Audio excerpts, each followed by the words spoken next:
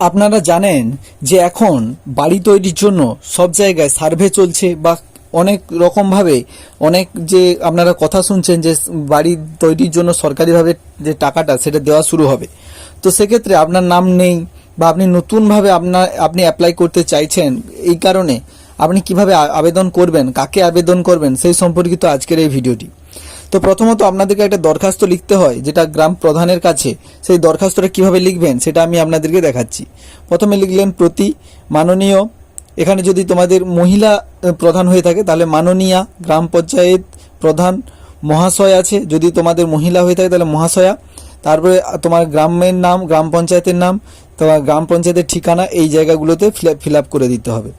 তারপরে দেখতে পাচ্ছ বিষয় তোমাদেরকে কি দিতে হবে, বিষয় দেখছো বাড়ি নির্মাণ করার জন্য অনুমতি আবেদনপত্র বলে, এইটা তোমাদেরকে সুন্দরভাবে দেখে দেখে লিখে দিতে হবে। খাতা পেনে লিখবে, কিন্তু এটা ধরে কেউ প্রিন্ট আউট করবে না।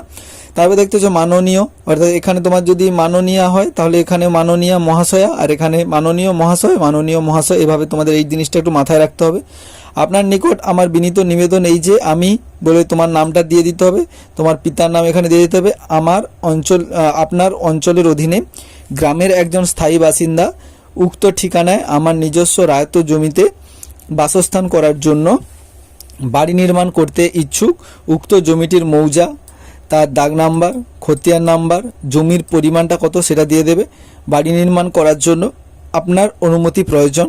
অতএব মহাশয়ের নিকটে আমার বিনম্র অনুরোধ, আমার এই আবেদনটি গ্রহণ করে আমার নিজ রায়ত জমিতে বাসস্থানের জন্য বাড়ি নির্মাণ করার জন্য অনুমতি দিয়ে আমাকে সাহায্য করুন। ধন্যবাদান্তে বলে এখানে তোমার যেদিন তুমি কাগজটা জমা দিচ্ছ ডে মান্থ ইয়ার বলে তোমাদের এখানে লিখে দিতে হবে, আর স্থানটা তোমাকে দিয়ে দিতে হবে।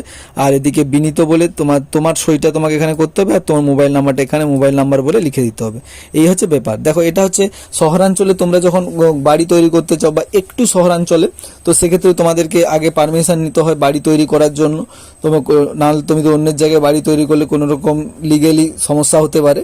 তো সেই কারণে তোমাকে এই যে নোটিশটা লিখে বা এই আবেদন যে দরখাস্তটা লিখে একবার প্রধানের কাছ থেকে সই করিয়ে আনতে হবে জমা করে। তো সেক্ষেত্রে তোমার বাড়ি তৈরিতে আর কোনো সমস্যা হবে না। আর তুমি যদি নতুন করে বাড়ি অ্যাপ্লাই করতে চাও তো সেক্ষেত্রেও এটা তুমি ইউজ করতে পারো।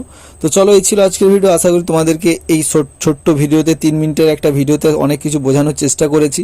আশা করি বুঝতে পেরেছো। যদি না বুঝতে পারো অবশ্যই কমেন্ট সেকশন খোলা আছে, কমেন্ট করতে পারো। তার জন্য তোমাদেরকে উপযুক্ত যে উত্তরটা তোমরা পেয়ে যাবে। তো চলো, দেখা হচ্ছে নতুন আরেকটি ভিডিও নিয়ে। ততক্ষণ ভালো থাকো, সুস্থ থাকো, সতর্ক থাকো।